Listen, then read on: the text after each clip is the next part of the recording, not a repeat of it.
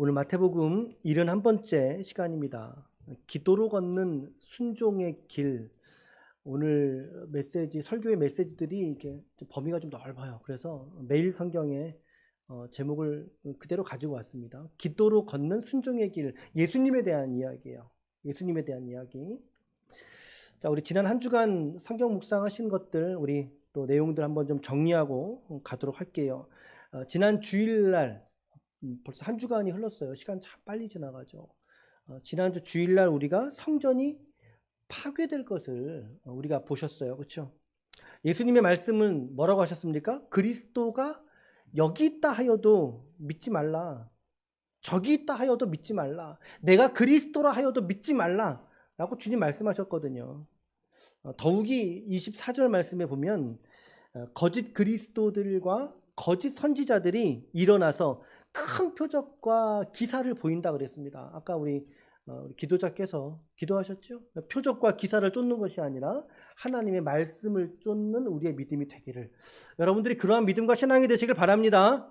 기적과 이사를 쫓아가지 않고 참된 말씀 되시는 그리스도를 쫓아가는 자들이 되시길 바랍니다. 왜냐하면 기적과 표적을 통해서 선택된 자들까지도 미혹하기 때문입니다. 오늘 예수 잘 믿는 우리들에게도 이러한 도전들이 여전히 우리에게 있다는 걸 깨닫게 되죠. 이 말세의 때에 영적으로 깨어있는 것이 얼마나 중요한지 우리가 알아야 돼요. 우리가 알아야 돼요. 여러분, 이단들도요, 이단들도 우리의 신앙과 우리의 신앙 태도들을 지켜보고 있는 거 아세요? 지난 주간에 제 설교를 들었던 어느 이단 관계자가 전화가 왔어요. 목사님 설교를 들어보니까 이 부분은 우리가 그렇게 얘기하지 않고 있는 부분입니다. 라고 친절하게 말씀하시더라고요. 놀랬죠. 이런 설교들을 사실은 저만 하는 게 아닐 텐데, 근데 내용은 바르게 얘기해달라, 그런 말씀이신 것 같아요. 한국교회의 수많은 목회자들이 또 신학자들이 우리 개신교 입장에서의 이단에 대해서 설교하고 강조하는 이 시대 속에 오히려 그 이단들도 이처럼 열심히 여러분 하고 있다는 거예요. 개신교 목회자들의 설교를 듣고 있다는 사실이에요. 우리 교회 얼마나 작아요. 우리 교회가 얼마나 작아요. 그런데 이런 교회들도 이렇게 모니터를 하고 있구나라는 생각이 들더라고요. 여러분, 시대 속에서 얼마나 많은 이단들이 우리 주변에서 내가 그리스도라고 말하는 시대가 돼버렸습니다. 이것은요, 미디어의 발달이 빠르면 빠를수록 점점 더 많은 사람들이 얘기하고 있는 것 같아요. 예전에는 이렇지 않았어요. 내가 그리스도라, 내가 보혜사다, 내가 성령이다, 내가 재림예수다, 인정할 수 없으나 그러나 그렇게 말하는 이들이 너무나 많이 생긴 시대를 살고 있다는 거예요. 저는 자신 있게 여러분들에게 말씀드릴 수 있습니다. 저는 그리스도가 아닙니다. 저는 예수 피로 구원받은 사도신경을 믿으며, 여러분, 사도신경을 제발 주문 외우도 하지 않으셨으면 좋겠어요. 여러분, 이거 잘 읽어보세요. 이 안에 삼위일체 고백이 있고요. 우리의 신앙 기준과 판단 뭘로 할 것인가 가장 1차적인 툴이 사도신경이에요. 여러분, 이거에 기대어 봐서 아니면 아닌 걸로 우리가 받고 거절하고 대적하고 주의를 기울여야 돼요. 사도신경을 우리 믿어요. 그렇죠? 사도신경을 받으며 삼위일체 하나님을 믿으며 믿음과 신앙과 말씀에 깨어있으려고 노력하는 연약한 죄인 중에 한 사람입니다. 저라는 사람은. 그리고 우리 모두가 다 마찬가지일 것 같습니다. 그렇죠? 오늘 주님이 직접 하신 말씀이에요. 그리스도가 여기 있다. 이 말은 뭐예요? 내가 그리스도라 하여도 믿지 말라고 주님 말씀하시잖아요. 우리가 오늘은 26장을 오는데 24장, 5장 이 내용들 조금 더 좀 정리하고 갈게요. 서로가 쌍둥이입니다. 이 두 개가. 24장과 5장이 쌍둥이인데 24장의 말씀에서는 예수님께서 종말의 때와 함께 근신하며 깨어있으라 이거 강조하셨고, 특히 종말의 날에 관하여 그 누구도 모른다라고 말씀하셨어요.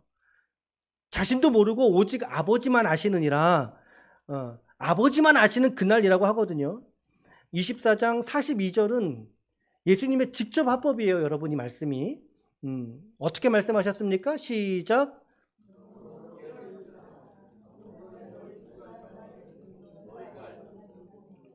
예, 알지 못함이니라. 예수님이 계속 반복적으로 하시는 말씀은 그날이 언제 올지 몰라. 모른다니까? 정말이야. 나도 모르고 아버지만 알아. 그러므로 너희는 깨어있어. 우리는 깨어있는 게 주된 의무이지 종말이 언젠지를 특정하는 게 우리의 일이 아니에요. 그걸 뭐라 그러죠? 시한부 종말론이라 그러죠. 많은 이단들이 이 시한부 종말론을 틈타서 이단으로 부상되고 뜨지 않았습니까? 대표적으로 다미선교회가 그런 거였죠. 92년도에. 92년도 10월 28일로 기억이 되는데, 그러니까 24장의 메시지는 뭐냐면 너희는 몰라. 그런데 깨어 있어야 돼. 그 날과 그때를 너희는 몰라. 그런데 깨어 있어야 돼. 그럼 25장의 이야기는 그러면 그 깨어 있는 게 뭔지 아니? 그게 이거야 라고 말씀하신 게 25장이에요. 25장이 깨어 있는다는 게 무엇인지를 알려주는 구체적인 비유를 통해서죠. 주님이 가장 많이 사용하신 교육 방법이 이거예요. 진리를 말씀하시고선 그 진리를 증명할 수 있는 실증, 실예들을 이렇게 가져오서 이렇게 설득하시는 거죠. 비유라든지 자연 세계를 보면서 혹은 당신의 경험을 통해서 이러한 이야기들을 강화시키는 방법인데, 25장은요. 총 3가지의 이야기가 등장합니다. 25장에는 첫 번째는 기름을 준비한 슬기로운 신부들의 이야기가 등장합니다. 여러분 성경책을 펼쳐서 같이 보셔도 돼요. 있으신 분들은. 자, 결혼식을 하는데 신랑이 신부를 데리러 오거든요. 이게 이제 세계 만국의 좀 공통적인 사항인가 봐요. 우리 예전에는 혹시 여러분 그 시집장가 가실 때 함 들어간다 이런 거 들어보셨어요? 함 바지 이런 거 기억나시죠? 지금은 잘 안 하는 것 같아요. 그죠? 요새는 잘 안 하고, 저 어릴 때는요, 이렇게 골목에서 이렇게 오징어 탈을 쓴 사람이 그렇게도 안 가는 거예요. 그걸 말이라고 한다면서요? 그래서 뭐 돈을 찔러줘야 한 발자국 가고, 한 발자국에 얼마씩 주고 이러고 가고, 그러면서 신랑의 함이 신부댁으로 들어가는 거잖아요. 신부를 데리러 가는 건데, 신랑이 잘 찾아올 수 있도록, 신부댁을 잘 찾아올 수 있도록 밤에 오니까 이 신부의 들러리들이 성문 어귀까지 나아가서 신랑을 기다리고 있던 거예요. 기다리고 있는 거예요. 그런데 신랑이 늦게 오더라 이 말이죠. 제 시간에 빨리 왔으면 갈 수 있었겠지만 늦게 오니까 기름을 준비한 슬기로운 5 처녀들은 신랑과 함께 늦게 왔으나 신랑과 함께 혼인잔치를 즐기러 들어갔고, 기름을 준비하지 않은 미련한 신부들은 신랑이 혼인잔치에 들어가지 못했다는 거죠. 메시지가 뭐예요? 주님 오실 때까지 기름을 준비하는 슬기로운 자가 되라는 말씀이에요. 이 기름은 무엇일까? 종말의 신앙 태도, 깨어있으려 하는 신앙 태도, 기름을 준비하라. 그래서 영회를 하는 사람들은 성령을 준비하라 이렇게 표현하시죠. 성령으로 충만함을 입어라. 그렇죠? 예수로 넘치는 믿음이 되어라. 그것이 우리가 주님 오실 때까지 우리가 가져야 될 믿음이더라는 거예요. 처녀들 이야기, 들러리들 이야기. 두 번째는 달란트 비유가 여기 등장합니다. 달란트 비유 다 아시죠? 달란트 비유는 마태복음에만 있어요. 마태복음에. 뭐 다 아니까 메시지만 말씀드리면, 주님 오실 때까지 우리의 삶에는 선용할 수 있는 기회가 있다는 이야기예요. 주님 오실 때까지. 그러므로 우리의 삶을 선용하고 또 바르게 사용하고, 또 이런 표현이 좀 불편할 수 있는데 잘 투자해서 그러므로 나를 위한 것이 아닌, 나를 위하여 재물을 쌓는 것이 아니라 주님을 위할 줄 알고 하나님 나라를 위하여 더 큰 영광을 돌리는, 그래서 이 달란트의 비유는 종말의 신앙 태도를 말하는 거예요. 이것이 바로 달란트 비유의 메시지입니다.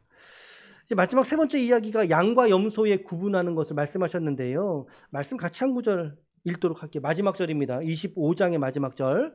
시작. 그들은 영벌에, 의인들은 영생에 들어가리라. 그들은 좌편에 있는 염소이고 악인들, 그리고 의인들은 우편에 있고 양으로 표현되었던 그리스도인들을 말하는 거죠. 주님을 신실하게 믿는 자들. 자, 그러므로 이제 정리하면 24장은 깨어 있어라. 25장, 그럼 깨어 있는 것이 무엇이냐? 슬기로운 처녀들을 보아라. 달란트들을 보아라. 그리고 양과 염소로 구분하시는 예수 그리스도의 심판을 너희들이 바라봐야 된다 라고 하는 연속성으로 보셔야 돼요. 24장, 25장이. 이렇게 24장, 25장. 자, 말씀에 보면 이제 우리가 26장으로 진입을 했는데 26장, 7장, 8장, 이제 6, 7, 8. 마태복음은 3장밖에 안 남았습니다, 여러분. 마태복음의 결론이죠. 이 마지막 세 장이 결론이고 예수님의 십자가의 처형과 그리고 부활까지를 다루는 이 클라이막스, 영적인 클라이막스. 주님의 비천하게 되심, 십자가를 지시고 매를 맞으시고 십자가를 지시고 십자가에 달려서 죽으시고 비천하게 되심, 그러나 영광 받으심, 부활하시는, 사망에서 생명으로 부활하시는, 땅의 가장 깊은 곳에서 하늘의 가장 높은 곳으로 올라가시는 상당히 극단적인 본문의 내용들이죠. 죽었다가 살아나셨으니까. 자, 그 중에서도 우리가 26장인데요. 우리 오늘 읽은 본문의 앞단락에는 어떤 내용들이 있어요? 어떤 여인이 예수님의 머리에 기름을 부었단 말이죠. 말씀 읽겠습니다. 12절 시작. 내 몸에 이 향유를 부은 것은 내 장례를 위함이니라. 그리고 12 중에 하나가 자신을 배반할 걸 예수님 말씀하셨어요. 12 중에 하나가 누구죠? 그러면 누구죠? 가룟 유다. 가룟 유다. 얼마에 주님을 팔았지요? 그래요, 맞아요. 은 30에.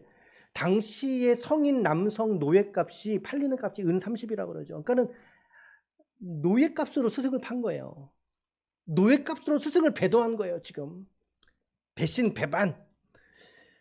그리고 드디어 목요일 밤이 되자 예수님께서 성만찬을 하시는 겁니다. 성만찬의 이야기가 우리 금요일 저녁에 보았던 어제 본문이에요. 먹으라. 떡을 떼면서 먹으라. 이것은 내 몸이니라. 몸이니라. 자, 그리고 마시라. 28절 시작. 이것은 죄사함을 얻게 하려고 많은 사람을 위하여 흘리는 바 나의 피 곧 언약의 피니라. 예. 이제부터 시간은 아주 급박하게 흘러갑니다. 요한복음은요, 이 목요일 밤의 기록을 무려 13, 14, 15, 16, 17장 그리고 18장까지 포함을 한다면 6장. 아주 천천히 자세하게 기록을 하고 있어요. 이 하룻밤의 이야기를 5장, 6장을 할애하면서 요한은 아주 구체적으로.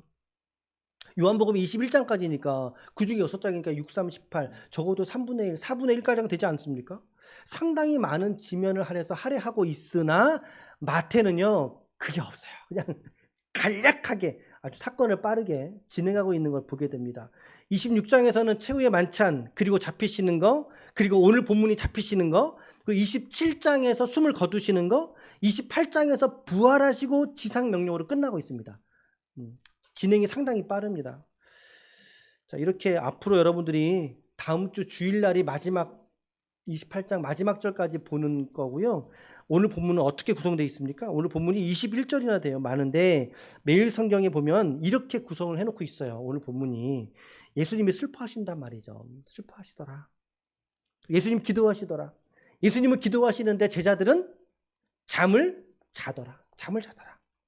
예수님이 팔리러 가시더라. 이제 인자가 팔릴 때가 됐으니 가자 말씀하시죠. 그리고 이 무리들에게 잡히시더라.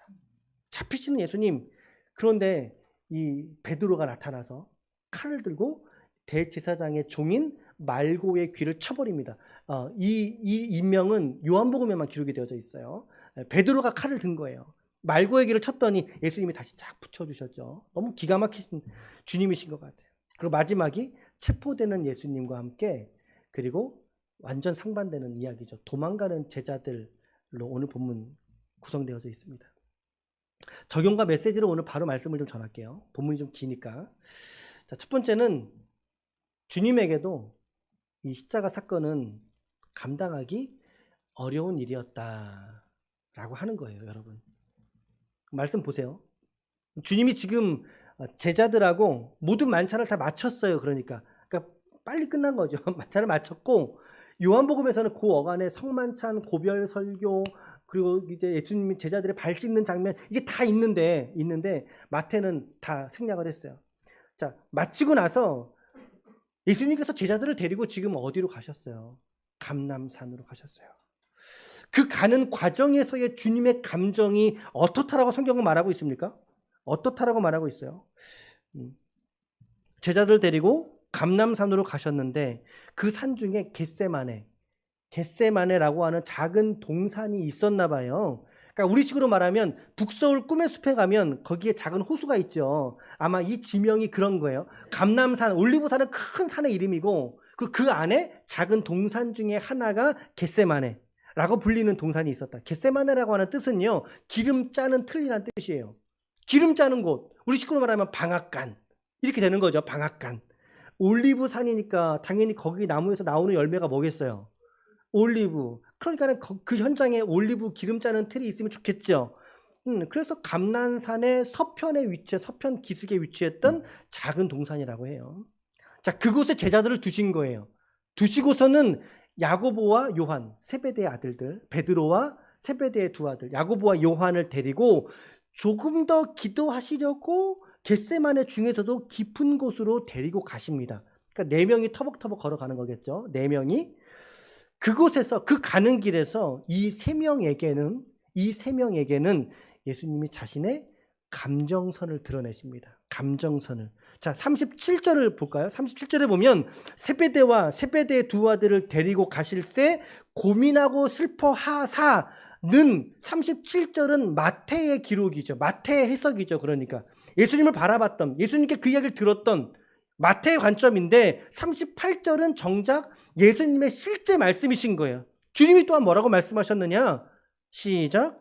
이에 말씀하시되 내 마음이 매우 고민하여 죽게 되었으니 너희는 여기 머물러 깨어 있으라 하시고. 자, 여러분, 주님의 마음이 어떤 마음이시죠? 지금 어떤 마음이세요? 고민하고 슬퍼하사.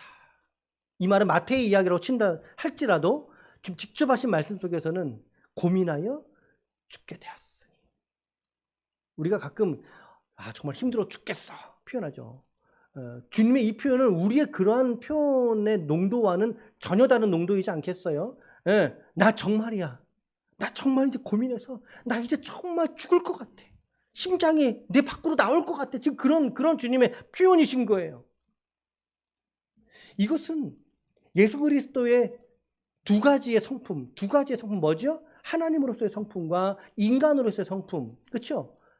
이 두 가지의 성품 중에 무엇이 발현된 거죠? 하나님으로서예요? 아니면 인간으로서예요?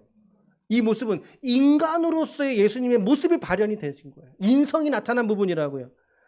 지극히 인간적이시고 인간의 두려움의 본질이 무엇인지를 드러내시고 죽음이라고 하는 두려움 앞에 오늘 인간으로서의 주님의 연약함이, 아픔이, 고통이 이 말씀 속에 나타나 있다는 거예요.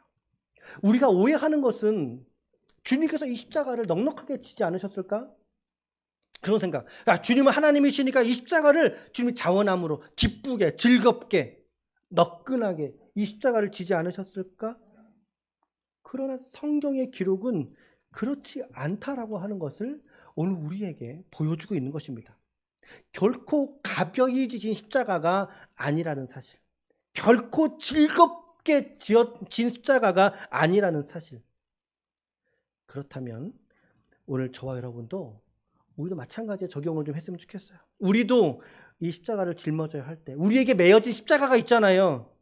십자가를 매려 할 때 그 십자가를 결코 가벼이 쉽게 짊어질 수 없는 것이라는 것을 저와 여러분들이 깨달을 수 있기를 축복합니다. 인간으로서의 두려움과 아픔, 고난을 동반하는 십자가의 고난이라면 주님이 우리에게 어떻게 말씀하셨습니까? 마태복음 16장 24절 말씀에 보면 시작. 이에 예수께서 제자들에게 이르시되 누구든지 나를 따라오려거든 자기를 부인하고 자기 십자가를 지고 나를 따를 것이니라. 우리는 이 말씀 속에서 아멘 주님 그래요. 제가 십자가 지겠습니다. 그까짓 거 한번 지겠습니다.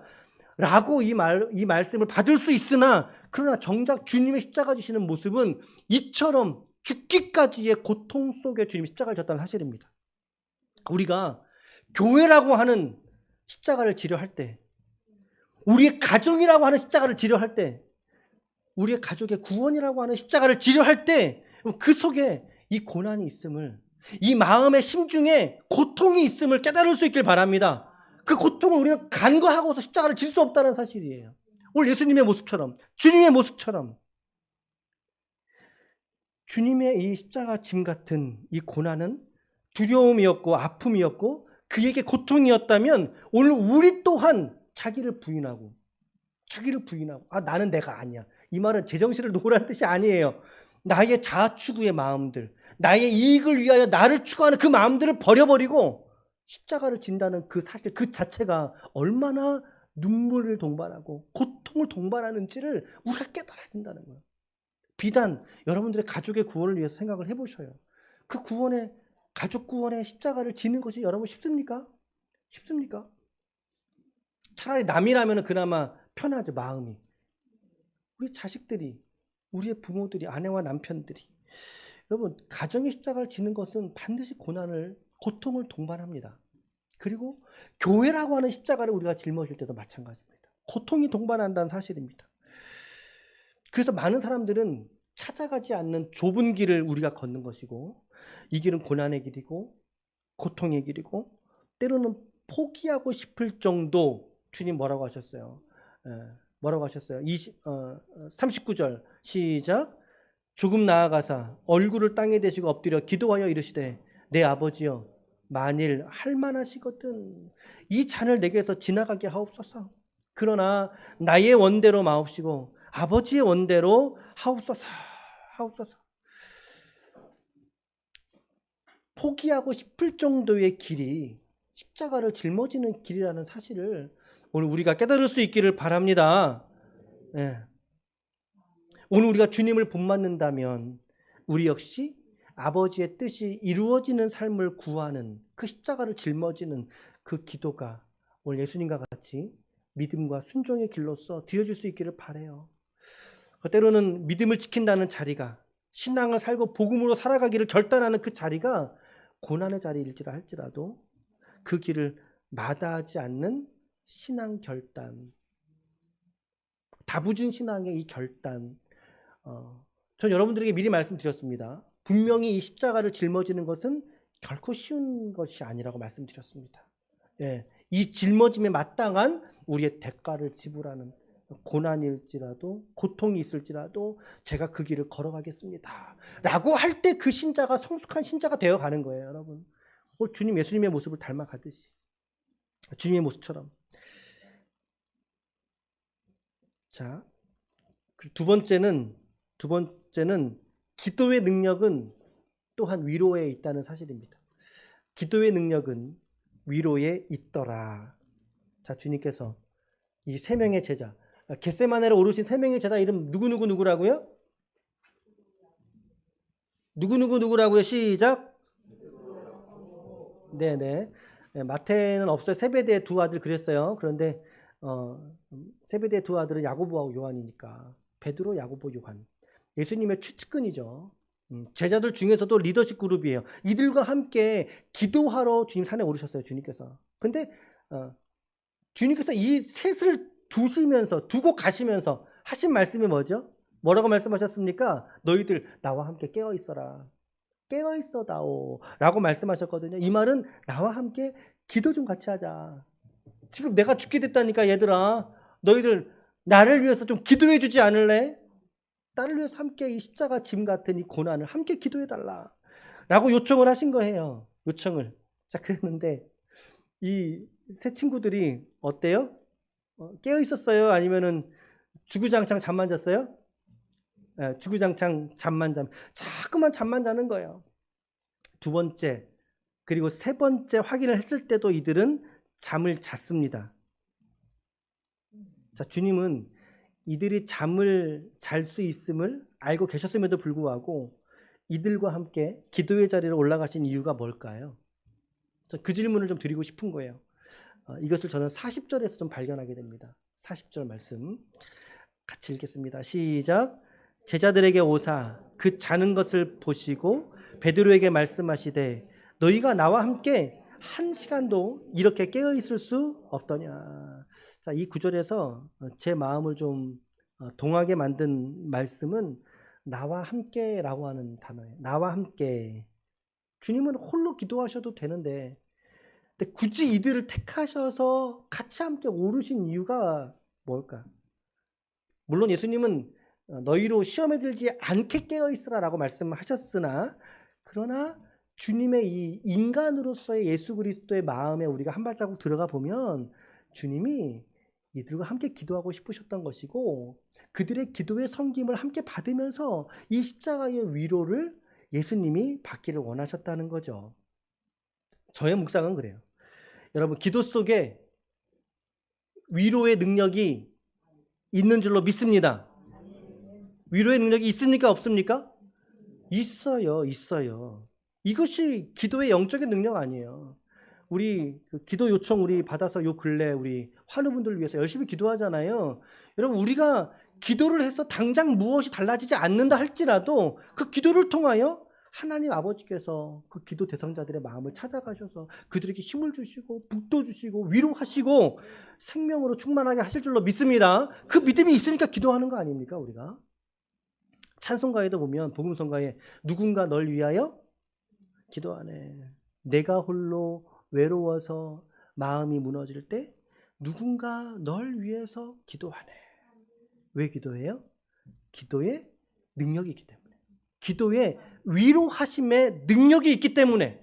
그렇죠? 우리가 기도할 때 하나님 아버지께서 그 기도의 대상자들을 그들의 삶의 자리에서 위로하실 줄로 믿습니다. 주님이 왜 굳이 이들을 데리고 가셨을까? 이것은 기도의 위로함을 주님이 누리고 싶기 때문이었다. 그 위로를 주님이 영적인 관점에서 그 위로를 누리고 싶으셨던 거지요.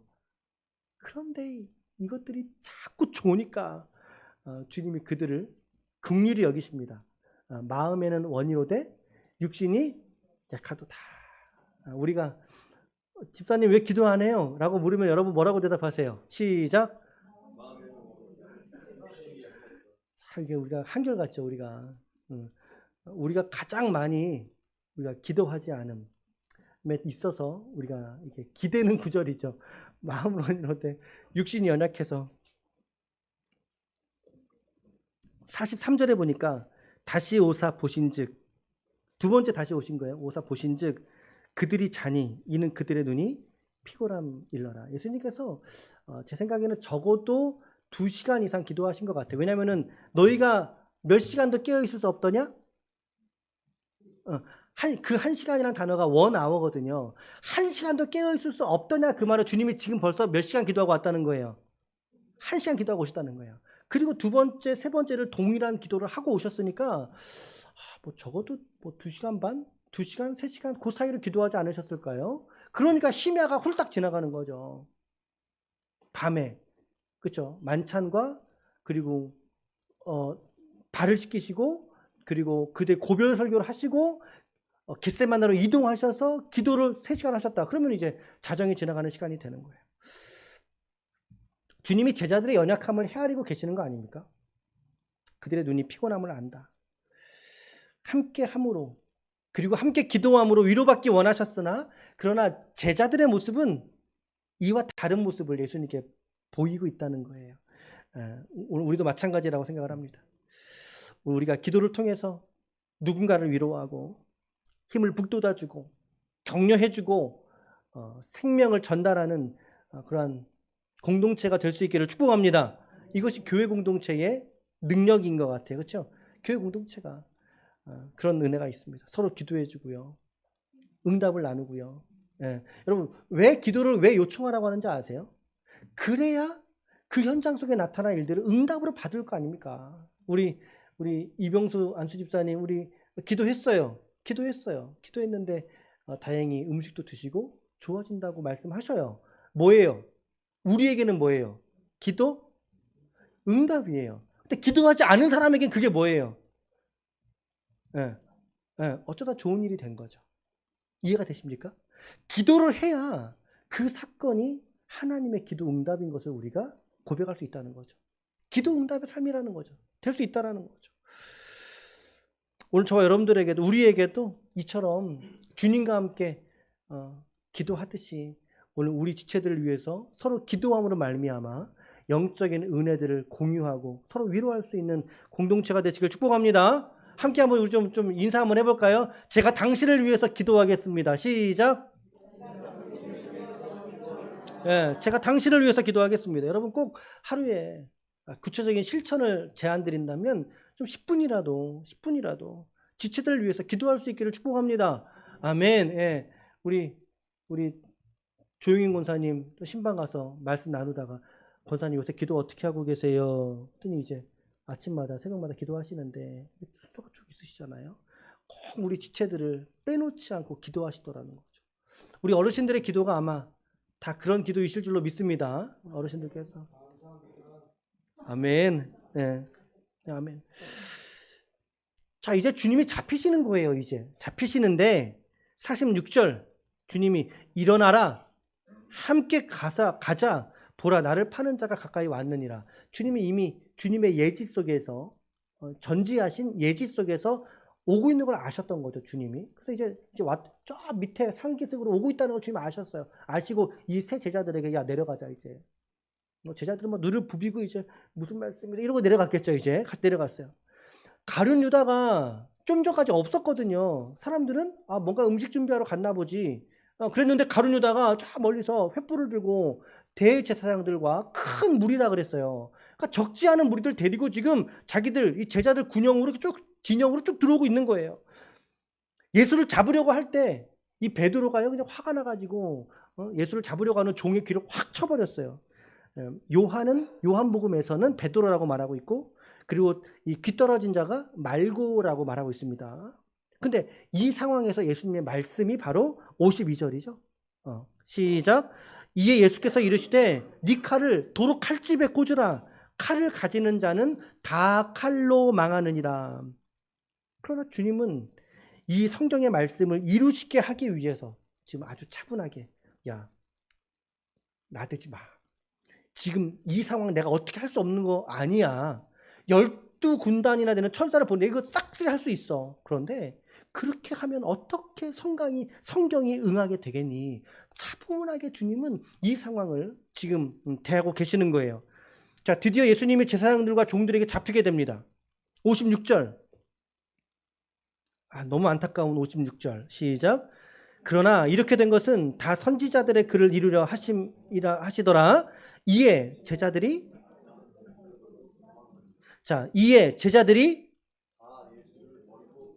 여러분들은 이 마지막 구절에서 어떤 단어가 여러분 좀 인상적이십니까? 어떤 마음이 좀 어떤 구절이 다가오십니까? 저는 다라고 하는 세번역은 모두 이렇게 쉬운 성경은 모든 제자 전부 다예요. 전부 다. 물론 가룟 유다는 제외했겠죠. 지금 저쪽 진영에 있으니까 제외하고 지금 11명의 제자들이 함께 예수님과 함께 겟세마네 갔는데 모두 다 떠나버렸다는 거예요. 여기에는 베드로도 마찬가지예요. 싹 다 버리고 간 겁니다. 싹 다. 주님을 떠나서 도망가 버리는 제자들의 모습이에요. 근데 제자들 뭐라고? 제자들 덤벙대? 뭐라는 거예요? 선을 넘었다고. 제자들이 지금 선을 넘고 있는 거예요, 지금. 자, 그래서 바로 몇 시간 전일까요, 여러분? 바로 몇 시간? 한 6시간? 그들이 뭐라고 했는지 아세요? 예수님께? 35절이에요. 35절. 같이 읽어볼까요? 잘 읽어보세요. 35절. 시작. 베드로가 이르되 내가 주와 함께 죽을지언정 주를 부인하지 않겠나이다 하고 모든 제자도 그와 같이 말하니라. 모든 제자도 그와 같이 말했다. 뭐라고 말했다고요? 주님, 저 죽을지언정 주님을 배반하지 않겠습니다. 라고 똑같이 11제자가 똑같이 한 음성으로 약속했다는 거예요. 여러분 이거 절수가 몇 절이에요? 이게 지금 몇 절이에요? 35절. 아까 그 다 버리고 도망간 9절이 몇 절이에요? 56절. 몇 절 차이예요? 22절.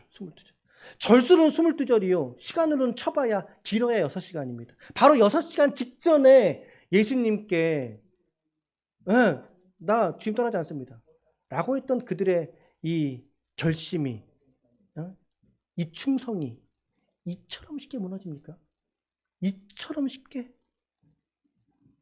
오늘 우리는 이 지점에서 마지막 세 번째 교훈을 찾아보고 마치려 합니다. 여러분들에게 쉽게 맹세하지 마십시오. 이런 건 아니고요. 그죠? 우리의 연약함을 우리가 주님께 정직하게 좀 고백하자는 거죠.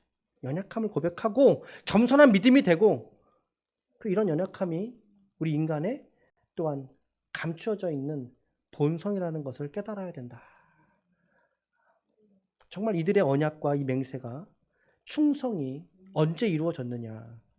결국에는 마가다락방에서 120명의 제자들이 성령으로 충만함을 받고 난 이후에야 비로소 아까 그 맹세, 죽을지언정 주님을 떠나지 않겠습니다. 그 맹세가 성령의 충만을 받고 난 이후에야 비로소 성취된다라는 사실이에요. 인간의 의지와 결심으로는 하나님을 향한 충성을 지킬 수가 없어요, 여러분. 없어요.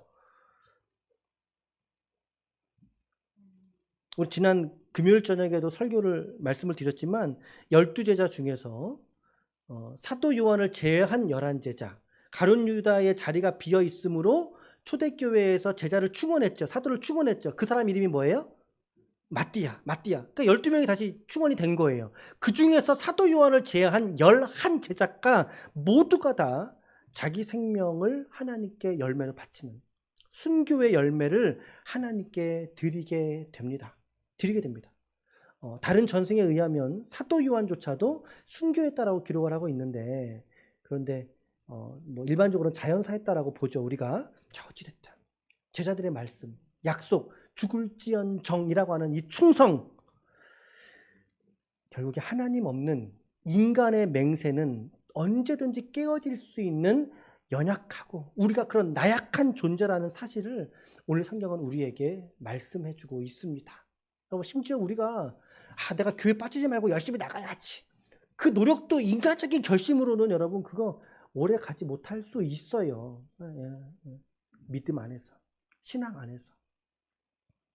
오늘 우리의 연약함 또한 우리에게 여전히 성령이 우리는 계시죠. 내주하고 성령이 계시지만 그럼에도 불구하고 주님이 우리 연약함들을 아신다고, 인정하신다고요. 우리에게는 약점들 주님 아신다고요. 그런 지점들이 많이 있습니다. 겸손하게 인정함으로 나아가자. 그것들 내가 무엇인지 통찰하고 인정하고, 그리고 그것을 개선할 수 있는 방법들을 계속해서 모색해 가면서 성령의 도우심을 구하다 보면, 그렇게 반복되는 신앙의 실천을 하다 보면 어느새 우리가 그리스도의 형상으로 지어져 가고 있더라는 것입니다. 그리스도의 형상으로 지어져 가는 오늘 우리의 모습을 보게 될 줄로 믿습니다. 할 수 없다는 것이 아니라 우리의 본질적인 약점들을 인정하라는 거예요. 인정하자는 거예요. 그리고 그 속에 성령의 충만과 말씀과 은혜의 충만을 함께 구하며 나아갈 때 악한 마귀의 두려움을 극복하고 우리가 담대하게 승리하는 그리스도인들이 될 줄로 믿습니다. 우리에게 언제나 세상은 배도의 길로 우리를 유혹하고 있다는 거 잊지 마셔요. 내가 돈 벌러 가야 되니까, 내가 몸이 힘드니까, 오늘은 놀러 가야 되니까, 배도의 길로 우리를 유혹하고 있어요. 심지어 지금은 얼마나 그게 쉬워요. 이렇게 우리 온라인에 예배하는 분들 축복합니다. 핑계대는 자리가 되지 않기를 바랍니다. 핑계대는 자리가 되지 않고 주님께 나올 수 있는 은혜의 통로가 되시길 바랍니다. 그렇죠? 이 시대 속에서 우리의 믿음을 하나님에게 잘 박힌 못과 같이 온전히 두실 수 있는 성도가 되시길 바랍니다. 아멘. 우리가 성령과 말씀의 충만함이 아니면 언제든 넘어질 수 있다. 연약함들이 우리에게 있다라고 하는 거 오늘 말씀 안에서 여러분 놓치지 않기를 바랍니다. 말씀에 충만하시기를, 성령으로 넘치는 일상이 되시기를 바랍니다. 오늘 이제 3가지 메시지 정리하고 마칠게요.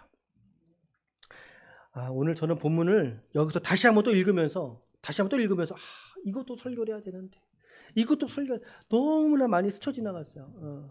여러분 아쉽지만 우리가 매일 성경으로 따라서 우리 설교하고 있기 때문에 오늘 이런 설교의 묵상들 여러분들에게 드리길 원합니다. 첫 번째는요, 시작. 그렇죠. 십자가 짐 같은 고통이 여러분들에게 있을지라도 십자가 지기를 거절하지 않는 여러분들 되시길 바랍니다. 특별히 포기하지 말아야 될 것, 우리의 가정의 구원을 포기하지 마시길 바랍니다. 아멘. 두 번째는요, 기도에는 위로의 능력이 있다. 오늘 우리 공동체가 위로의 공동체가 되기를 바랍니다. 정죄하고 지적질하고 지난주에 왜 안 나왔어가 아니라 무슨 일이 있었어요? 그죠? 왜 안 나왔어가 아니라 무슨 일이 있었어요? 다르죠. 우리나라 말은 아다르고 어다르대요. 기도 속에서 우리가 서로 위로하는 공동체가 되면 얼마나 감사하겠어요. 오늘 우리 공동체가 이런 위로와 기쁨의 공동체인 줄로 믿습니다. 아멘, 아멘. 마지막 세 번째는요, 나의 연약함을 고백하고 성령의 충만함을 구함으로 세상을 이기고 돌파하는 믿음이 트시자는 거예요. 우리 모두가 이 세상은 우리를 배도의 길로, 온전한 주일 성수도 하지 못하는 길로 우리를 자꾸만 미혹하고 이끌어 가요. 믿음이 연약한 자들에게 더욱이 오늘 다시 한번 우리의 믿음을 예수 십자가 앞에 잘 박힌 목과 같이 우리의 신앙을 둘 수 있는 저와 여러분들, 그러므로 이 세상의 미혹을 믿음으로 돌파하는 저와 여러분들의 믿음이 되시기를 예수님의 이름으로 간절히 축원합니다. 아멘. 축원합니다.